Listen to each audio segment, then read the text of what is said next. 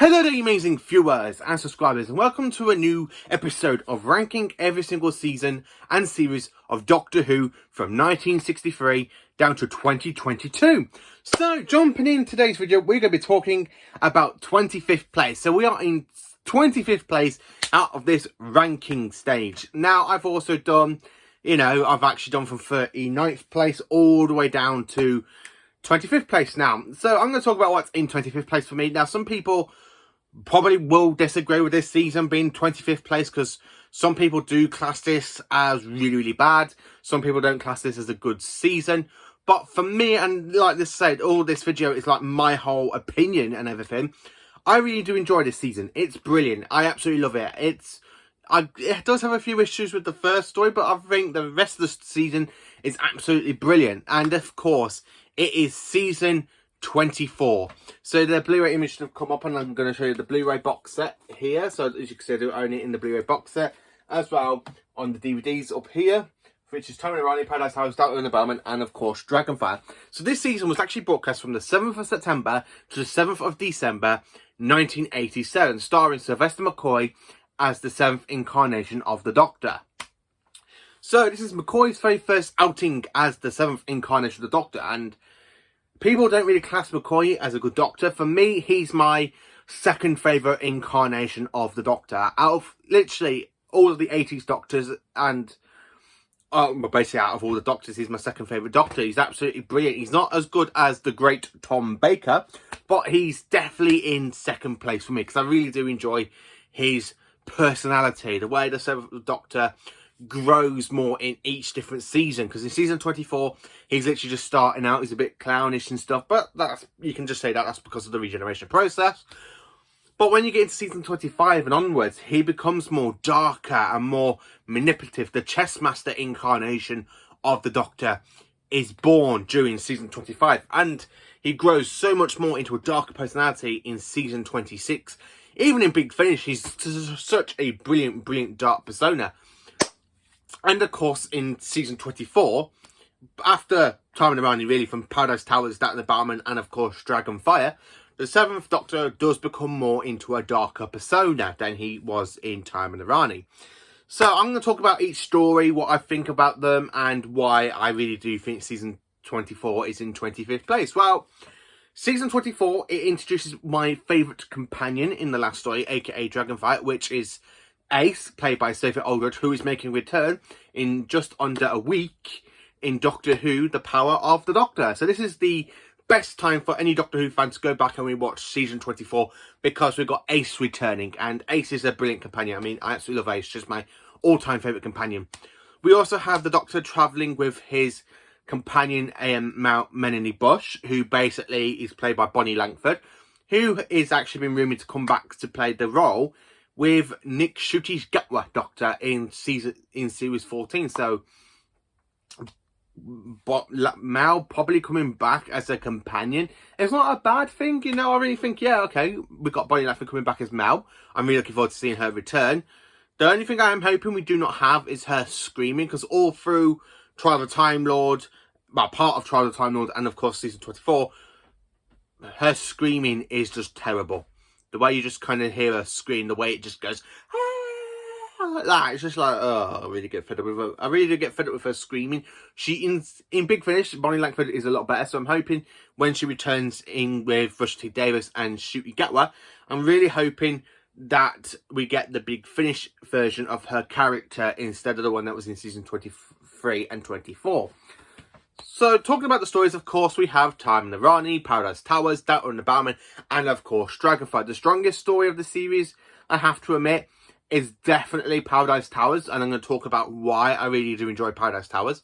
The second strongest story of the season has definitely got to be Dragonfire. I absolutely love Dragonfire. Then it goes Time and Arani for me, where the weak story out of this whole season is Doubter and the Bowerman. I will get to that, why I think it is the worst, like the weakest point of the season.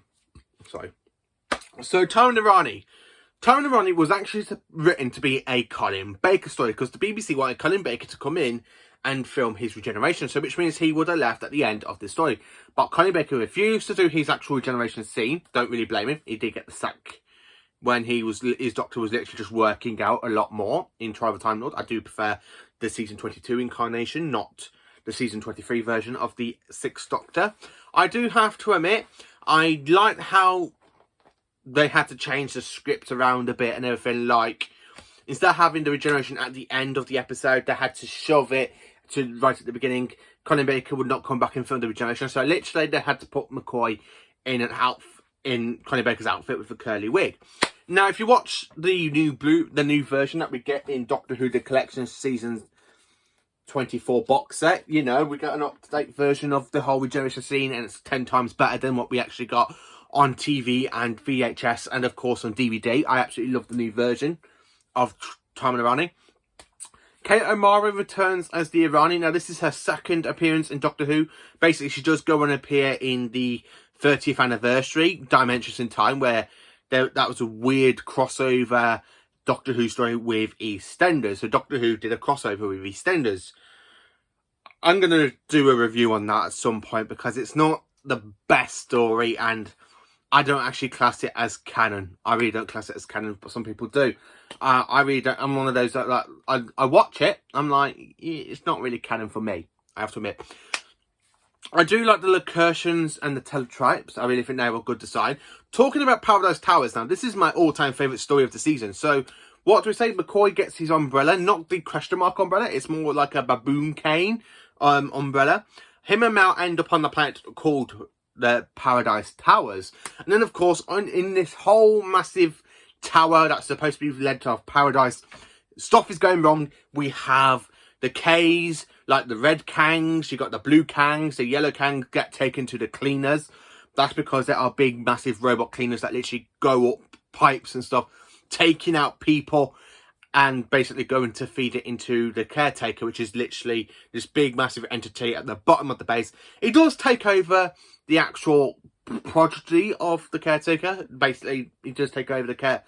I can't remember the actor's name. He does take over somebody's body, and the way he just like walking, and so it looks he has actually just looked like he's just crapped himself. But this is just a story that is absolutely brilliant. I really do enjoy Paradise Towers. I think it's amazing. McCoy is just brilliant as the Doctor. I do really enjoy Bonnie Langford's performance as Mel in this story. I do think she's grown since Terror of the Voice, The Ultimate Foe, and Town of Irani. I do think Mel has really, really grown at this point. The Delta and the Bowerman. So we have the last of the Shimmering Queen. The last of the species of the Shimmering. And of course you have this woman with a big giant alien egg, which basically does pop open and a little baby pops out. And Mel basically does scream at it every time.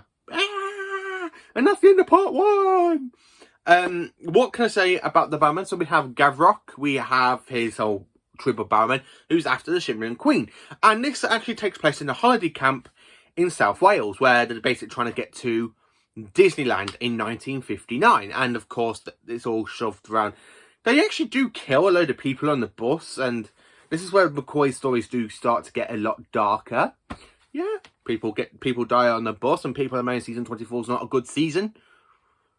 Why not? People die. You see people die in the first story. You see people die in Paradise Towers, especially when they're big cleaners. And a whole bus of alien of alien holidaymakers get blown up. Yes, there's a bus, a space bus, and it blows up. I mean, every time my dad watched this one, he used to have tears in his eyes because he's a bus spotter. And I really did used to laugh at this point because, you know what, it's a bus and it blows up. And you just take a load of life. I'm one of those people that when you watch people in like horror films and stuff and you just can't help but laugh. I'm one of them. I really am. I just laugh through anything horrifying and stuff. But when you see people die on a space bus because Gavrok just blew it up, it's like... I really do like that scene though, the way people die. Yeah, I am actually a horror person. I absolutely am, and I do laugh at that point. Coming out of that Doubter and the Bowerman, I'm going to talk about Dragonfire. So this is Sophie Aldred's first appearance as Ace, and what can I say about it? Well, It's brilliant. I do like the whole dragon that's basically got the treasure, which has got the coordinates for Kane to go back to his home planet. But his home planet was destroyed by a supernova like 100 or 1,000 years after he left. And he's there been plotting, oh, I'm going to get my revenge on my people. I'm going to do all this, I'm going to do that, I'm going to blah, blah, blah, blah, blah. And then, of course, he finds out his whole people have died a century after he left. And he literally opens up the sunrise and his whole face melts. Yeah. Kane is absolutely a bad guy because he's not going to get his own way. He kills himself, which is no big deal, you know. He just kills himself. No big deal. Yeah, no big deal. It's no big deal. I like how the fact Mel says goodbye to the Doctor because she's going to go travelling with Savalon Glitz, who basically does return after Trial of a Time Lord. He only returns in this one story, then we don't really see him again. Mel says goodbye to the Doctor, and then, of course, the Doctor offers Ace because Ace is from the 21st century. I like how the Doctor literally goes, Ace, where are you going, Pavo? Oh yes, by which route? What, eh? The direct route with Glitz or the scenic route? Well, would you fancy a trip around the 12 galaxies and back in Peloton time for tea? And he goes, but there are 3 roles. 1, I'm in charge. 2, I am not the Professor. I'm the Doctor. And the 3rd? Why don't I make up the 3rd by the time we get back to Perivale? Honestly, I just really love that episode. I really do like Dragonfire. And the way Mel leaves and the Doctor literally just goes to Ace. Oh, do you want to come traveling with me instead? Oh, yeah. He gets a whole new companion in Sophie Aldred and Ace, who's brilliant. And the next 2 seasons of McCoy are very, very high up in this list. You're going to find out where they are at some point by the time we get to the top 10, as we are in 25th place. Season 24, not many people like it. I have spoke to quite a few people, and people like always point it down, and I'm like going to myself, I keep it in my head. I'm like, how can you not like season 24? It makes no sense. It's not as bad as series 2. Series 2 is literally the worst series of Doctor Who for me, but season 24, no way. How is that? I don't get it. How people cannot like this season.